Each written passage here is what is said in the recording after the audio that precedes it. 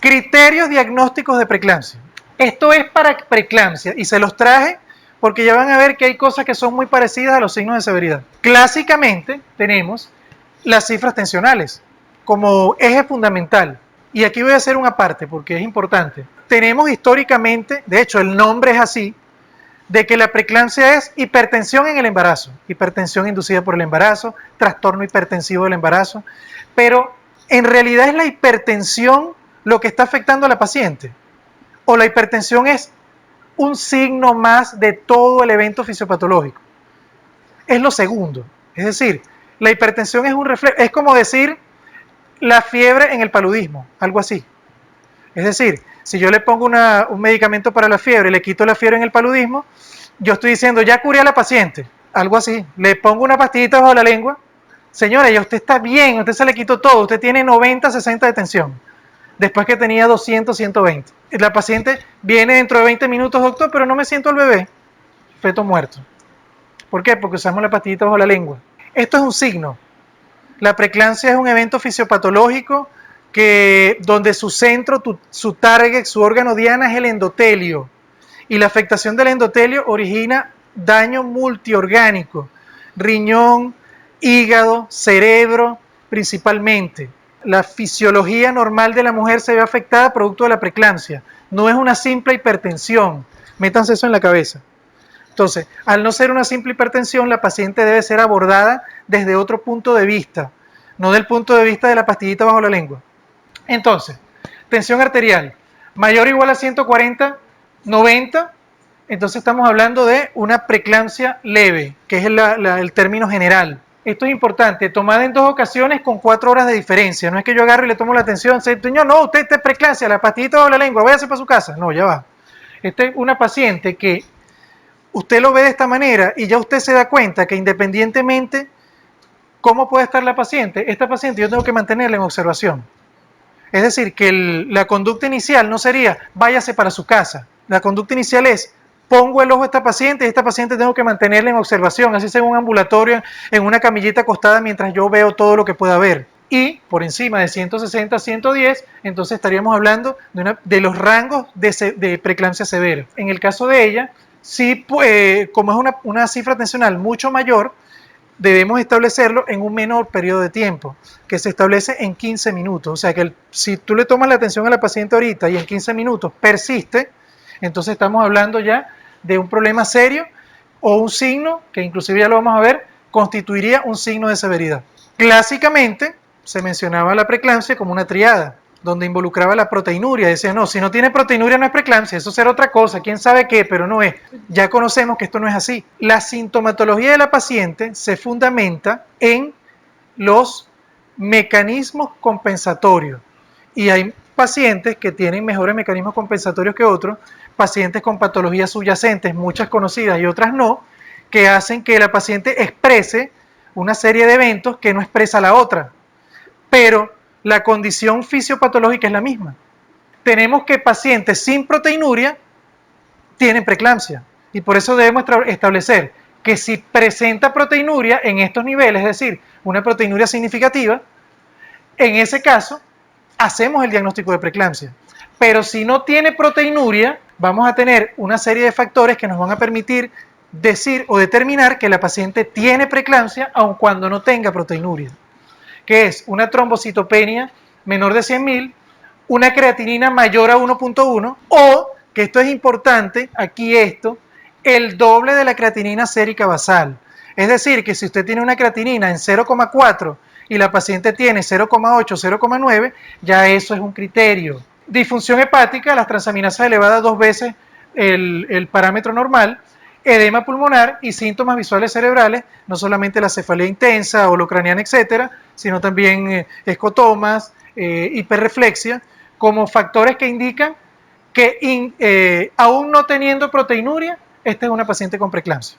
Ahora, esto que está aquí son los criterios de severidad, porque nosotros nos vamos a enfocar es en esto y no en la anterior. Insisto, no es que aquello no sea, aquello es y está establecido, pero para el manejo nosotros nos vamos a enfocar es en esto. En el caso de la tensión arterial, si nosotros tenemos cifras tensionales por encima de 160, 110 milímetros de mercurio y pasan 15 minutos y persiste esa cifra tensional, esto es un criterio de severidad. Si nosotros tenemos esta paciente y la medicamos, si realizamos el control posteriormente 15, 20 minutos, que ya vamos a ver cómo se hace, y persisten las cifras tensionales elevadas, esto es un criterio de severidad. Entonces, no es decir, es preeclampsia severa, ok, ya es severa, pastillita bajo la lengua, ya tienes 90-60, anda para tu casa, porque eso lo vemos a diario, y eso es lo que queremos que ustedes no hagan. Segundo, trombocitopenia menor de 100.000, y vean que se parece mucho al anterior. Insuficiencia renal expresada por el mismo criterio, creatinina mayor a 1,1 o el doble de la basal en ausencia de enfermedad renal existente. Disfunción hepática, que la disfunción hepática la vamos a establecer no solamente por las transaminasas elevadas 2 veces a la concentración normal, sino también por el signo de Chaucier, dolor en epigastrio que se va hacia hipocondrio derecho, que no responde a medicación, que es agudo y que va aumentando en la medida que pasa el tiempo, edema pulmonar, síntomas cerebrales y o visuales, llámese cefalea, fosfenos, acúfenos, etcétera, lo que es fotofobia, lo que es zumbido en los oídos, tinnitus, todas estas cosas son signos importantes que deben permitir a ustedes hacer un diagnóstico de signo de severidad o preeclampsia con signo de severidad.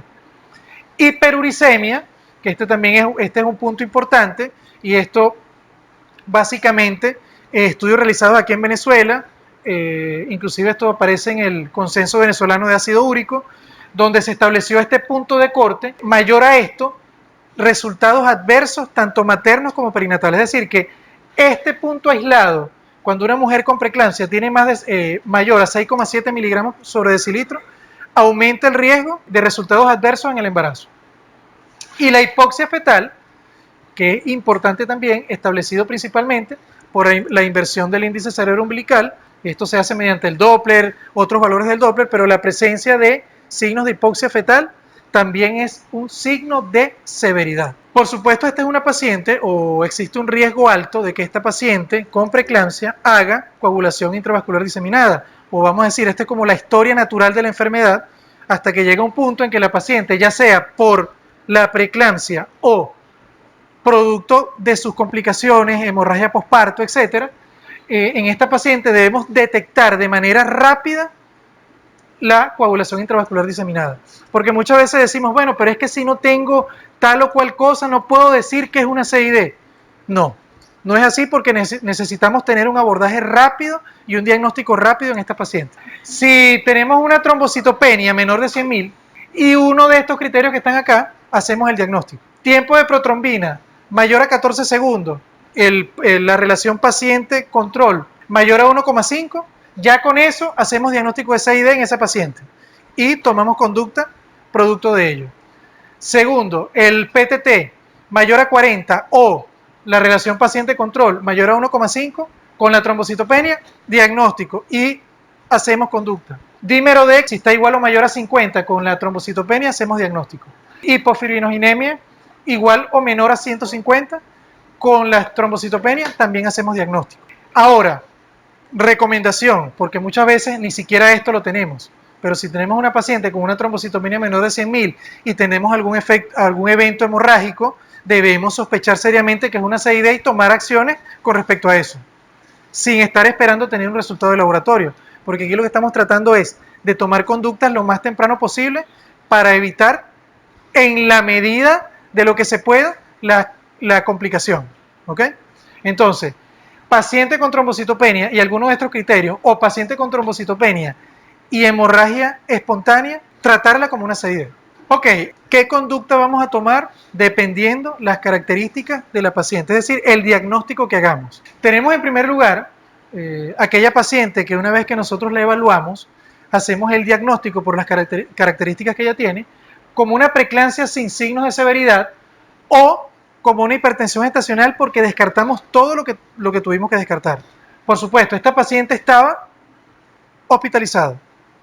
Esta paciente, por lo menos en una observación, pero yo diría que debería existir en los hospitales, ambulatorios, etcétera, un sitio donde se mantenga la paciente con preeclampsia por 48 horas para después decidir qué vamos a hacer en la medida de lo posible, la que se va de alta, la que se va a interrumpir, la que no, etc.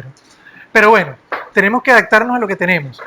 Entonces, si la paciente está en estas condiciones, nosotros podemos decidir o se puede contemplar el manejo ambulatorio. Pero ya vimos lo que era el manejo ambulatorio. El manejo ambulatorio debe ser un manejo en conjunto con una consulta de alto riesgo. Si no se puede articular, realizar la evaluación conjunta con una consulta de alto riesgo obstétrico, con una vigilancia estricta, es preferible hospitalizarla. Por eso es eso de que no, la preeclampsia es leve, entre comillas, esa se manda para la casa, eso no se hospitaliza. No, ya va, un momento. Si la paciente no tiene signos de severidad, pero tampoco tiene acceso a una consulta adecuada y a un manejo adecuado, esa paciente es preferible que esté hospitalizada. Entonces, ¿cuáles son las intervenciones que debemos hacer? En primer lugar, en la consulta de alto riesgo, principalmente una consulta especializada, vamos a tener que el crecimiento, evaluación del crecimiento fetal estimado cada 3 o 4 semanas. Ahora, si nosotros evaluamos el índice de líquido amniótico, el perfil hemodinámico Doppler y el control de laboratorio semanal, debemos citar a la paciente semanal a una consulta especializada. El crecimiento fetal estimado también lo hacemos semanal. ¿Para qué? Para realizar la curva de crecimiento y poder establecer si hay restricción de crecimiento o algún signo de restricción severa, que sería un signo de hipoxia y sería un signo de severidad. ¿Ok? Entonces, eso debemos establecerlo en ese control semanal. Si la paciente no puede hacer esto, es preferible hospitalizarlo. Proteinuria semanal en paciente con hipertensión gestacional. Si alguna paciente, usted hizo este diagnóstico, que yo lo veo muy poco probable, pero eso es opinión personal, a mi modo de ver, la hipertensión gestacional es una preeclampsia mal diagnosticada. Esto es algo percepción personal. Pero si usted hace este diagnóstico, debe realizar proteinuria semanal, porque ante la presencia de proteinuria, usted tiene, como vimos anteriormente, que reclasificar. Vigilancia diaria de los movimientos fetales de la semana 28. Usted debe instruir a la madre de cómo va a evaluar los movimientos fetales, la paciente debe establecerlo, debe tener un patrón, un orden, anotar cuántas tengo en la mañana, cuántas tengo en la tarde, debe llevar un registro la paciente para poder establecer alguna alteración. Usted debe asesorarla sobre los signos ominosos, llámese dolor en epigastrio, hipocondrio derecho, lo que es la cefalea, lo que es los escotomas, lo que es el tinnitus, el edema cuando el edema se hace generalizado o la fascia botagada, que la paciente se ve en el espejo, le dice, señora, si usted se ve los ojos hinchados, véngase. O sea, todo eso debe establecerlo y la paciente tenerlo claro para usted poder decidir un manejo ambulatorio. Control diario de tensión arterial, eso lo hace la paciente también, entonces debemos allí establecer cómo lo va a hacer, si ella tiene un tensiómetro, si es un familiar, un pariente, llamar a ese pariente y ponerlo a tomarle la atención a la paciente y comparar a ver si lo está haciendo de manera adecuada o no. Como vamos a tener una consulta semanal, entonces esa paciente semanalmente se le toma la atención en la consulta. Control de peso semanal, monitoreo antenatal no estresante a partir de la semana 32, semanal también, y la evaluación de madurez fetal a partir de la semana 36. Debemos tener acceso a todo eso, o la paciente debe tener acceso a todo esto para decidir manejo ambulatorio. Si no lo tiene, esta paciente debe ser hospitalizada. Tengan eso en cuenta y tenganlo claro. Y aquí no se trata de decir, bueno, que el hospital no tiene cama o que esto no tiene cama, no, nosotros tenemos que asegurarle a la paciente la mejor atención posible. Las cosas externas o que no están directamente relacionadas con la parte médica, bueno, ya limitarán un poco las situaciones, pero eso es otra cosa. La tensión arterial, nuestra finalidad es que la tensión se mantenga por debajo de estos valores, 160, 110, no que la paciente tenga 90, 60 de tensión.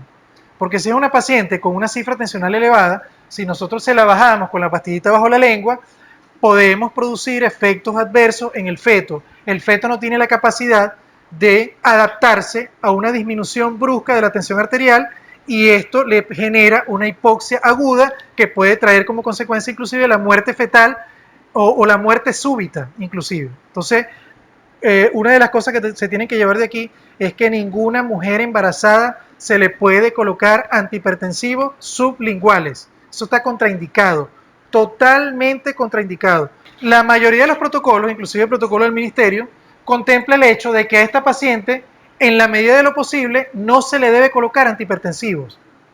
Es decir, que con el control estricto que usted tenga con la paciente, usted va monitorizando con las tensiones arteriales diarias y si se mantiene por debajo de estos valores, no colocar antihipertensivos. Ahora, esto, desde el punto de vista práctico, es un poco complicado. Van a decir, pero es que claro, la paciente se complicó porque tú no le colocaste antihipertensivo. Entonces, es un poquito complicado el no utilizar antihipertensivo. Por eso es que la recomendación es que aun cuando los protocolos lo digan, esta es una paciente que debe ser manejada con antihipertensivo durante su control. Es lo conveniente.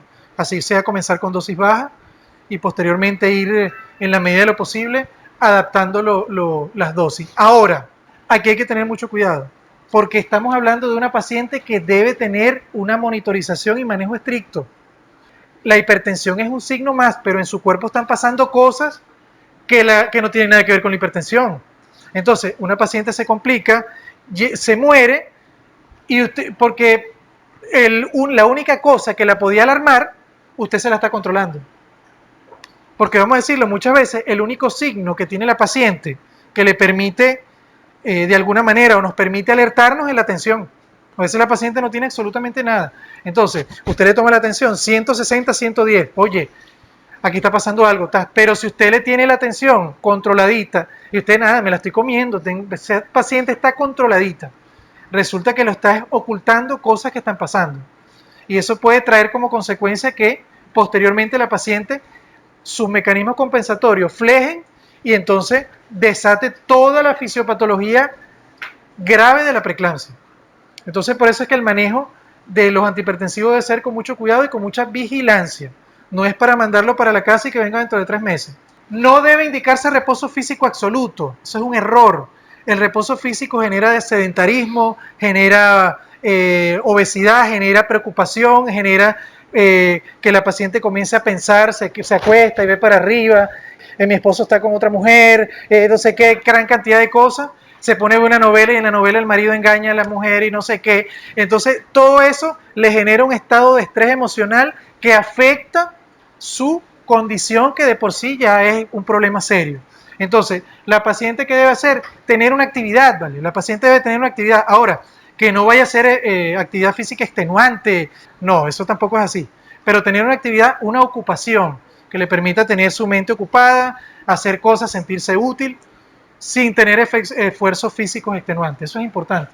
Y no se debe restringir el uso de la sal en la dieta. Generalmente, señor, usted tiene que comer bajo de sal.